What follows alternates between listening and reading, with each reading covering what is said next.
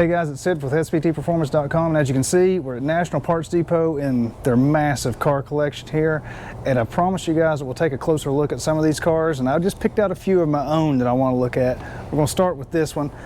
Might not be expecting what it is. It's a Lincoln, and Matt's here. He's going to tell us about this. I've never seen one. I don't even know how to explain it. So what is this car? It's a diesel Lincoln. It's a diesel. It's a diesel. Yeah, it's a turbo diesel on top of that. And it gets even more interesting because it's not only is a turbo diesel Lincoln, it's a Fox body. So this is a turbo diesel Fox body. You can just tell from the strut towers. Did anybody know there was a diesel Fox body made? Probably never. There's probably never. But yeah, it was a 1 year only build that they did. And from my understanding, all the engine and everything was sourced from BMW, and I know that when we've done a little bit of work on the car to keep it running and everything, that there are a lot of parts that have the BMW logo still on it. It was only built 1 year, from my understanding, because there was a marketing flub where Ford marketing department put something about it being faster than a BMW, and that was the end of the joint effort. That's a way to really treat your suppliers right, I guess. Got your injection pump over here. This almost looks like it could be a little intercooler, but I don't believe it is. It's just the intake manifold. Yep. So it's non-intercooled, so it's not going to make a ton of power. No. But it is fast, and the Jim drove this. Rick's dad drove this quite a bit, and he used to get fantastic gas mileage on this thing. Oh, I'm sure. They were amazing vehicles for their time, for sure. I've got a lot of junk going on in here. I see a mile of vacuum lines, vac lines, and then your fuel related stuff over here, and then you can just check out all these little linkages here on the injector pump. It is neat to see that it is a serpentine belt. I kind of thought it might have been still V-belts, but yeah, no, it is. And the funny part is a couple of the components on the front accessories look still very much Fox body related. Yeah. Like if you look at that factory power steering pump bracket, it looks very similar to a Fox body one. I wouldn't be surprised if it's exactly the same or it's been just cut and modified to fit. Since this being a 1 year only vehicle, I'm sure it's got a lot of unique things on it. And it looks like it's still in pretty good shape inside. Yeah, it's absolutely beautiful inside. I mean, it's got the sunroof. I mean, it's got everything. So 1984.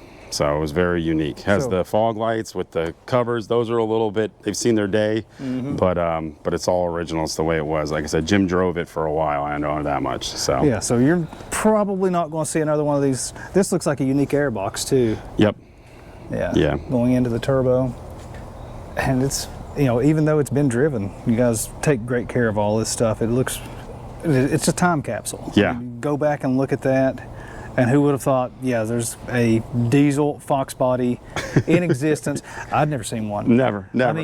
I mean, how rare is it to see the inline six they put in the early Fox Mustangs? Yes. That's rare. That's rare. This is beyond rare. Yeah. So, and like I said, I was saying earlier, a lot of people don't know, but a 93 Cobra R utilizes the same exact radiator that's used in this vehicle. They both have the same exact Ford part number, which is the E4LH number.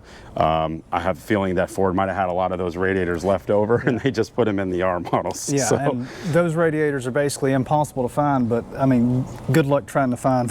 Probably trying to find one of these as well. A Lincoln radiator. Yeah, probably.